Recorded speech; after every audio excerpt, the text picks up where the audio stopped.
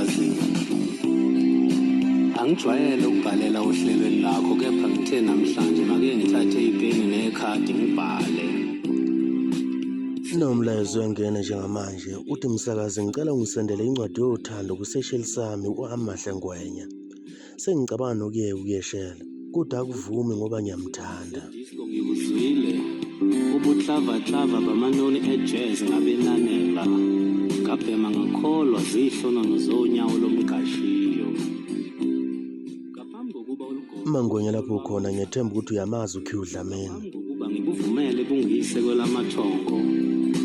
Ngaphambi kokuba ngisincishe impilo. Useyibonakalisile ukuthi unalo uthando. Ngicela ungithathe ngamehlo engqondo ungigulise ugulolwandle ngasenyakatho.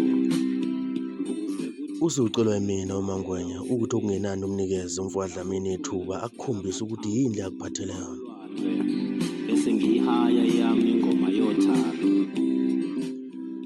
Ngiyazi ukuthi uzothi kumina unaye umuntu ozwana naye.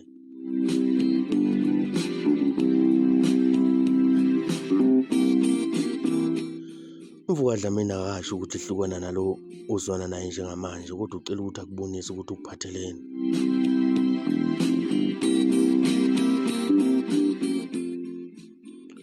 Okungenzeka ukuthi la ukhona ugubha amatshe kanti likhona igolide liwumfowabo Dlamini.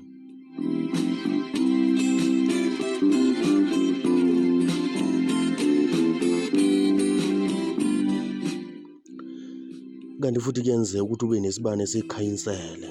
Uthole ukuthi leso sibane siluvindi kodwa ngeke ubone ukuthi siluvindi ungakasidedeli esinye isibane sikhanyisele. Yebo.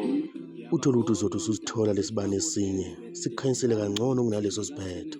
Ngamadina umuntu ehleka kuvele lomhlathi.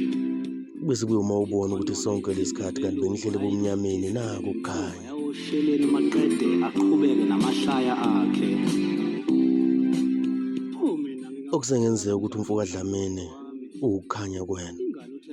Konke lokho ngeke ukubone uma wamniyezanga ithuba.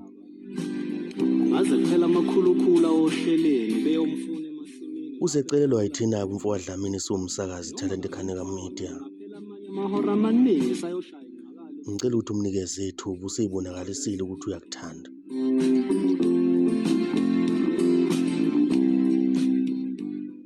Uwobona umuntu umesememeza kuzizwe lonke ukuthi ngiyamthanda usibanibani ukuthi lowo muntu serious ngawe. Ngikhumbuzwa mhla ngikhwela ngiza lapha esilungwini. Wayengiphathela umshumbu samancishana okwathi lapho ugade ishaya. Uthando uma sithandana ngalo inhloso kusuke ukuya empumelelweni. Impumelelo yothando umshado. Isililo sikaNandi wayekwananela ngisho nezihosha.